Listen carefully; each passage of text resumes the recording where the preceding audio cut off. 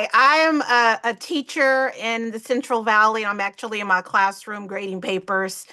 Um, What do you teach? fourth grade. Yeah, that's a bunch of 6:45 a.m. You're bunch grading. bunch I of Yeah, love it. bunch of that's cuties. What do you teach everything or you specialize? um, everything, Yeah. everything, What everything. what do they do when they first come in the morning? It's either PE or because it's we call it a bank day. They start later, so we'll do math right away. Got it. And what Yeah. what do you do? Science Day? What are you doing on math? Bank day. Right now we're doing area and perimeter. You're in perimeter. Awesome. Yeah. Well, thank you for being part of Two Way and taking a little break from grading and joining us. Tell everybody what's on your mind. So what's in my mind, I am probably one of the few African American conservatives in California. And I have to say, I almost feel like the media's coverage of Gavin Newsom is almost a dereliction of duty. They portray him as some villain, not villain, but uh, a person going against Trump. But we've had to deal with this man for almost 8 years, and even starting with his time in San Francisco has been it's been a trail of failure. Our homeless has gotten worse since he's gotten here, since he's been our governor. Prices, talk about affordability. Affordability has gotten worse. I just can't understand the media's focus on this man when he's made things worse. Everything is worse here. Prices, gas prices. Um, I just don't understand the fixation of the media's on this man. Well, let me ask you a question. Do you think he could win the Democratic nomination even if he would lose the general? Or you think even he's so weak even in the eyes of Democrats? I don't think he's weak at all. And that's why I say I think it's a dereliction of the media's duty because they haven't really covered his failures. And to a certain extent, there's some, a lot of people, and you heard of his person that's worked under him arrest. Yeah. There's a lot of fraud and some stuff going on. A lot of people have pointed it out, but the media has not caught on.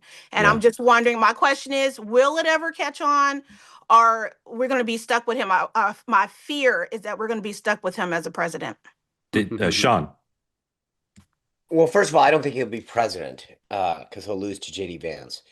Whether he'll be the nominee is a second story. And look, the one thing this gets back to how we kicked off the show. Great question, Amanda. I think sometimes like we politicians don't get judged like a normal employee. So, you go in for your annual review and they say, what'd you do this year? What here's all the things that you're being judged on, the metrics or whatever. If a politician comes off really well, and let's face it, Mandami's the same way. And I think they sell well, they present well, they're tactically, they engage well. People, the media in particular, who are mostly leftists, love the guy, right? And he engages with them. And that's a dirty little secret about the media, is that the more that people play with them, the better they get treated. The people who leak to the media, the people who, they all end up hanging out together. So that's one of the, and Newsom plays the game. I'll give him credit for that. He plays it well. And that's what happens.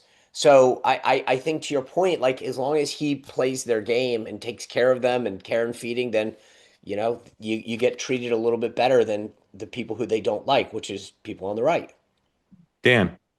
Yeah, I think you say, are people going to talk about this? Yes, they are. Because I do think one of the things that Newsom will try to present is, and he has to, right? He's a governor, is here's my track record. Like I've done it. I'm not just talking about it. And I think whether it's JD Vance or I think you'll even potentially hear some Democrats say, like, well, let's look at the record. Let's look at what you've done there. So he's going to have to answer for it. I've heard I'll make a plug for next up, Mark's interview with Newsom a ways back, one of his first, he asked Newsom, what about this idea that businesses have left the state of homelessness? And, Newsom has answers. You can disagree with them, but he was clearly ready for that attack. So, winning candidates find a way to accentuate what they want to talk about, the positive, and minimize or explain away things that they might not want to talk about. And every candidate will have Achilles.